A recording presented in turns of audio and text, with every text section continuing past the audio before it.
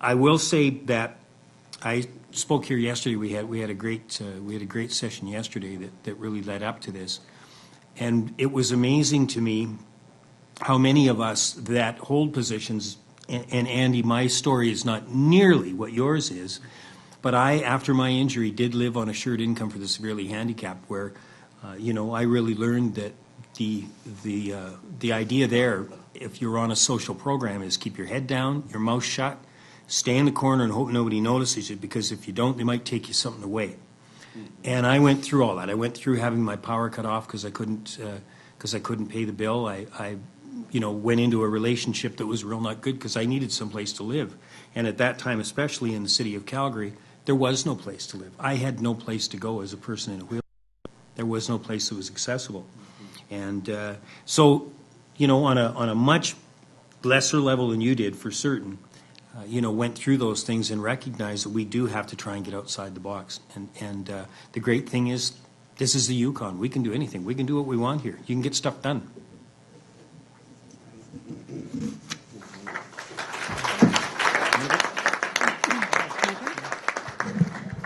Well, I definitely agree with Rick that the Yukon community is small and we're tight. I look around the room and I see volunteers that put in endless hours. We're looking at moving forward. I love the model that we've opened up a little bit of discussion for today. And I believe in the Yukon we would be a perfect model community for it.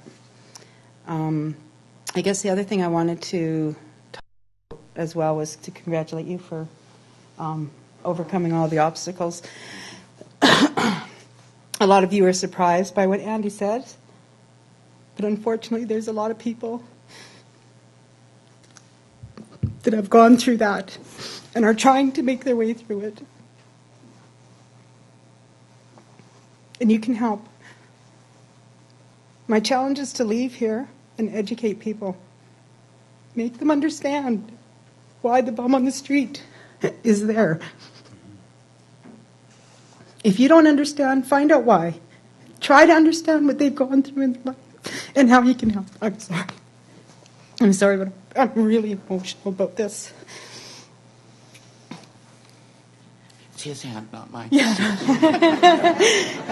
It's not just the government's responsibility. They're doing wonderful things right now, and we can move on that. That's why we're here now, because of what you have done as a community. Bring your ideas forward. Talk about it. Don't be shy. When you drive by the Salvation Army, stop and talk to someone. Don't drive by and assume that they're a bad person.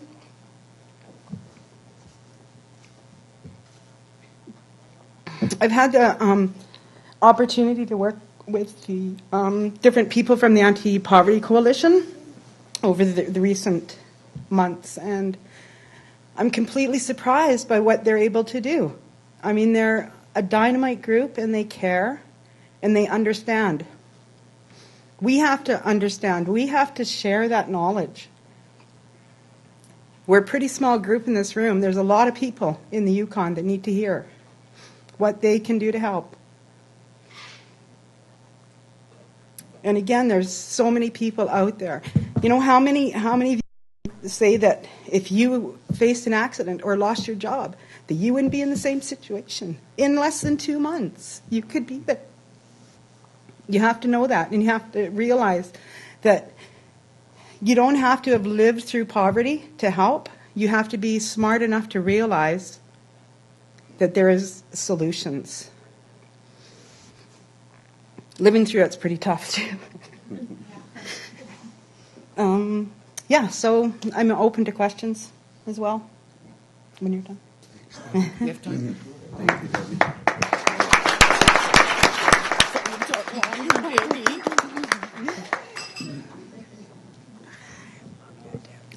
I'm not. Oh yeah, I guess you can hear me loud and clear. Before I talk about inclusion, which is kind of the line of work I'm in and the kind of interest that I have, I just want to talk about something I was reminded of when Andy was talking about the messages and the strengths that we give our children. I came from a completely different kind of background, middle class, liberal parents, both well educated. I was loved. We were strong, part of a strong faith community, and I felt strong, and I felt loved, and I loved people, and it was a fantastic bunch of gifts that I carried with me into my life as an adult. However, there was one thing that also came along with that, and that was kind of a terrible naivety. I had no idea that parents could neglect their children, or that there could be problems that would impact a family in such negative ways, that there could be abuse from people who I would have seen as a family group or a group of friends and supporters and teachers that would profess to love you. So I had a real steep learning curve when I stepped out of that protective bubble. And I did live a period of my life in kind of self-imposed poverty because I don't understand economics, because I don't understand a lot of financial things to combat poverty.